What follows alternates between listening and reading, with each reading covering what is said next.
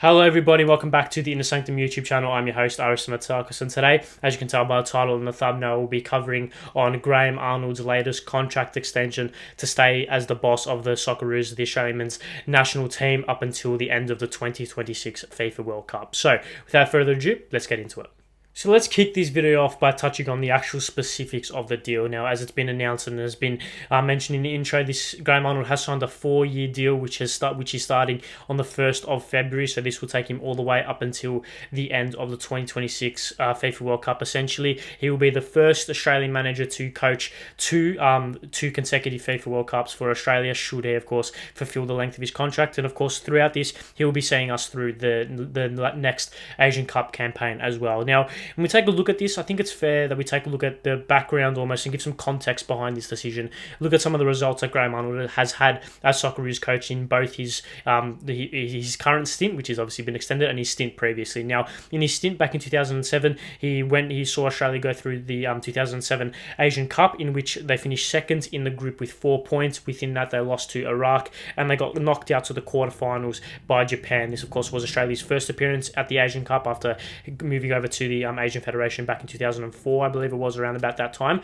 So that of course was a slightly underwhelming Asian Cup considering the players that the Socceroos had available. However, it was a transitional period after the Gus Hiddink departure after the 2006 World Cup. So we should take this with a grain of salt. Of course, it was his first real big job. He was, of course, the assistant to Gus previously. So we should take this with a little bit of a grain of salt. He obviously went to the A League and improved massively as a coach, both with Central Coast and with Sydney. He came back after the 2018 Asian Cup in a very similar, in an almost uncannily similar situation, coming on after as a succession plan in a sense of a Dutch coach who just led Australia to the World Cup. If you look at his most recent or his first tournament in his second stint as Socceroos boss, was of course the 2019 Asian Cup, in which of course Australia suffered a horror loss to Jordan in the first game before rebounding, beating both Palestine and Syria, and then Uzbekistan on penalties before losing to the UAE on penalties in the 1-0, in the quarterfinals. Again, a slightly underwhelming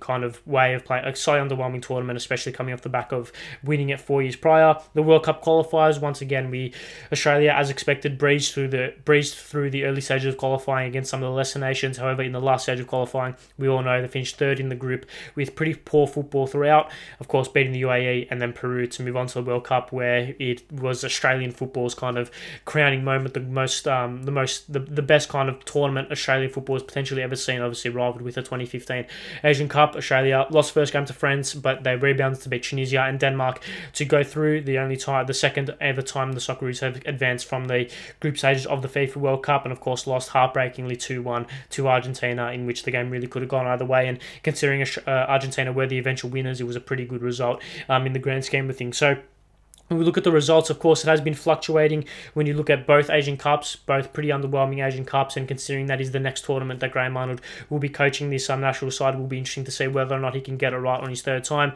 The World Cup qualifiers, I think we can't really take a whole lot into that in terms of the first stage of qualifying against the lesser nations. Australia dominated as a lot of people expected them to. However, in the second stage, in the final stage, it was slightly underwhelming. Poor results at home to Japan, to Saudi Arabia. The draw at home hurt a lot. Some poor results away from home as well. So, of course, the circumstances in which that qualifying group was under was very extreme. Of course, playing a lot of games away from home, still being under the tumultuous circumstances of the COVID. Of the coronavirus kind of restrictions and travel bans, etc. So in the grand scheme of things, the fact that Australia got to the World Cup is a fantastic result, and the fact that obviously the performance at the World Cup was even better, right? One of the best, if not the best, performances at a World Cup Australia has ever seen. So you can take the pros with the cons. I think overall the disappointments in the Asian Cups and the disappointments in the World Cup qualifiers kind of balance out the high and the unbelievable performance at the World Cup.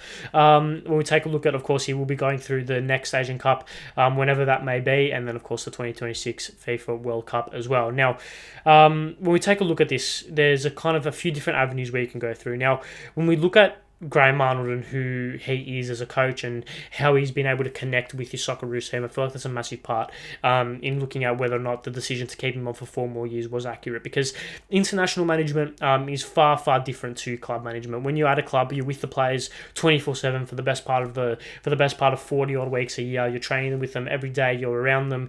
You're around the squad. You're seeing the players every day, pretty much. So the ability to build a tactical familiarity and the ability to build kind of relationships within the coaching staff and the players there's a big opportunity for that to develop because of just the volume that the coaches and the staff see the players.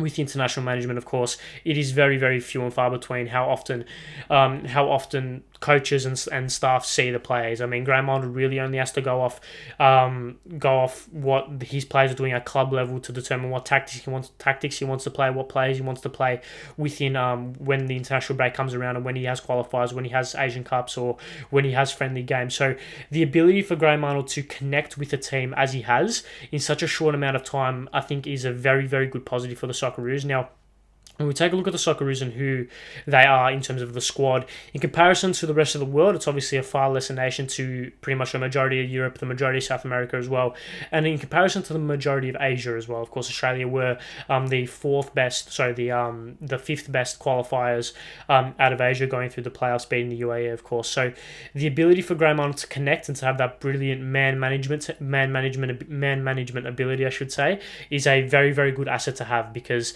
when we take a look at his tactics, that is something that has come under question. Now, of course, Graham Arnold has floated between a 4-3-3, a 4-4-2 at times. Of course, in the World Cup, it was almost like a 4-4-1-1, a little bit with Riley McGree playing almost like a second striker with the wingers dropping very far or dropping very deep and playing almost in line with the central midfielders. So these tactics aren't exactly groundbreaking. We're not seeing some tiki-taka or some gegenpress style football that blows teams away. It is, at its core, it's very regimented, meant to be very solid and hard to break down, meant to be very principled in its approach. 2 banks of 4 and really suffocate the opposition and really make it hard for the opposition to play and restrict space. That is what the core of the system tries to achieve. However, we have seen in games, obviously at the World Cup, France were able to get past Australia quite convincingly. Of course, the talent of France is abundantly better than Australia, so we can't take a whole lot into that. But even games against Japan and Saudi Arabia in the qualifying groups as well were slightly underwhelming in terms of the way that Japan and Saudi Arabia were able to break the Socceroos down defensively. A lot of gaps floating in between the lines and in between the centre backs. So those tactics have come under question, but when you go back to the style of international management, it is very different to the way that club football operates. And I think the main kind of way that you can look at it, in a sense, is by looking at the Aussie DNA. Now, the Aussie DNA was the term coined by Graham Arnold before the 2 playoff games against both Peru and the UAE, or against UAE and Peru, I should say. And he, of course, was maybe made fun of or was teased a little bit by the Australian public because no one really knows what the Aussie DNA actually is. You can't really put a numerical value on it. It's not really a tangible thing. So the fact that Graham Arnold really pinned a lot of the Socceroos' hopes on this Aussie DNA was a little bit concerning for most fans. However, when you look at the results, obviously the win against the UAE was very good. The win against Peru, granted on penalties, but a win's still a win, right? And then, of course, going into the World Cup, the 2 wins out of the 4 games were exceptional. So you can't deny it, as much as you may want to criticise it and poke holes in it.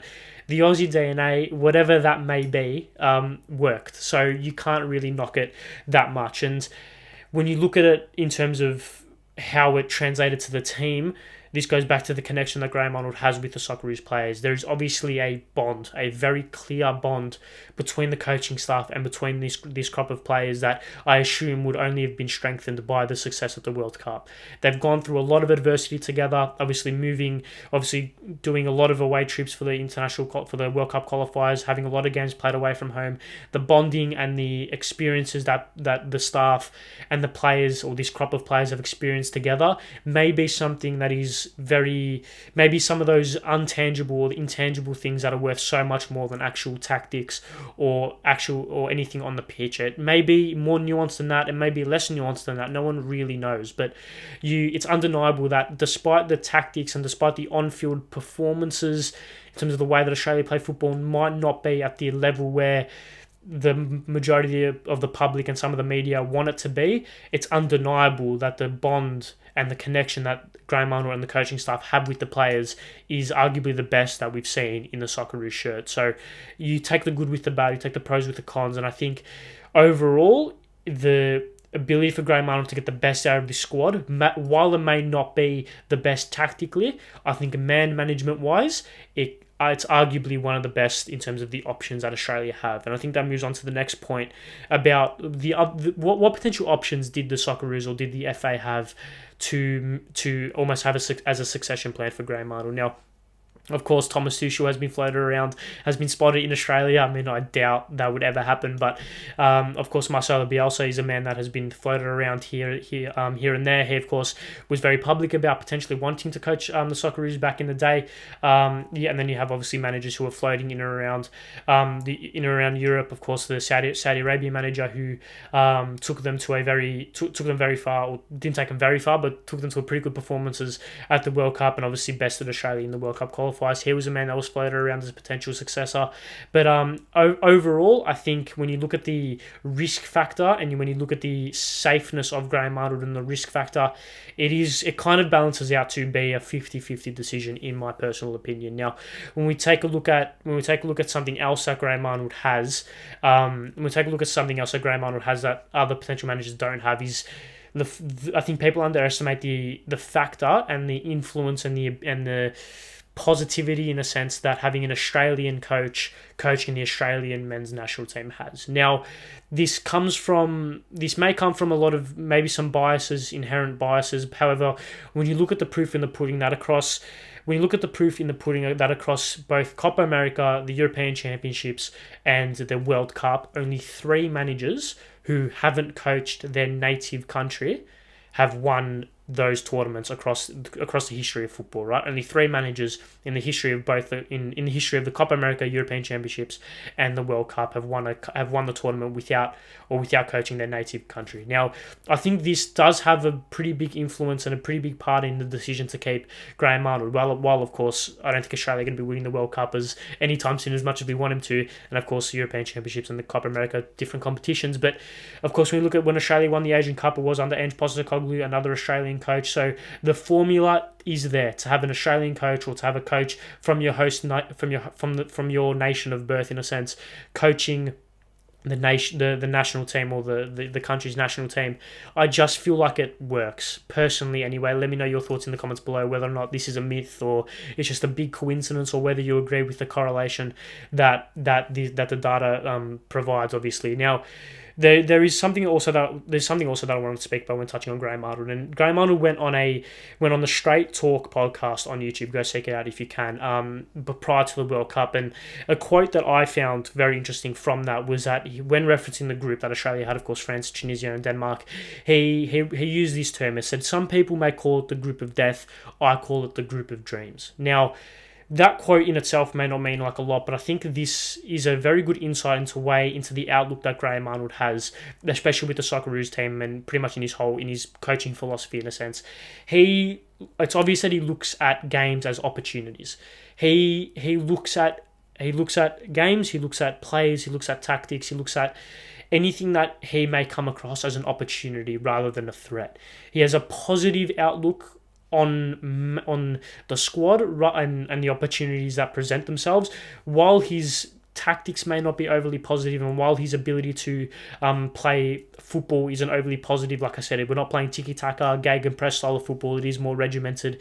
It is more almost sustainable in terms of it's very structured, very regimented, like I said, and relies on hard work and 2 banks of 4 setting up, very structurally restricting space, etc. While that might not be overly positive, and while that might not be overly looking at it in terms of it's an opportunity to succeed, Graham Arnold does have a positive outlook on the opportunities that come about. And I think as Socceroos boss, that is a very good asset and a very good trait to have because more often than not, the Socceroos will be going into games as underdogs. Especially at the World Cup, we went into pretty much all 3 games as underdogs. The Tunisia game was pretty much 50-50. And even at the Asian Cup, when you get to the latter stages, when you're versing the likes of Japan, South Korea, Saudi Arabia as well, Australia will probably be going into those games as underdogs.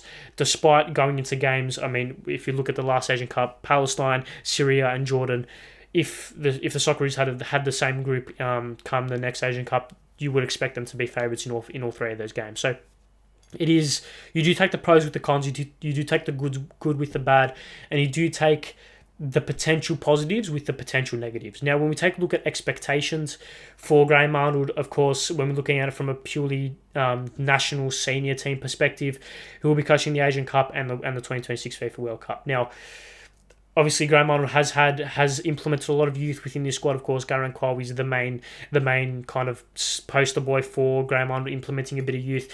But when you look at the likes of Nathaniel Atkinson, Kai Rouse, these players who were, I wouldn't say ostracised, but weren't really given an opportunity under the old regime. And even early on in Graham Arnold's tenure, he has slowly started to implement these youth. Slowly started implementing the youth and these younger players. Riley McGree as well, who's been exceptional for Middlesbrough and was exceptional at the World Cup as well. He does have an onus on keeping the squad grounded, keeping the squad humble, and performing for the nation, and using the positivity or using the opportunities that arise as positive opportunities and as ways to succeed rather than potential threats and potential negative opportunities.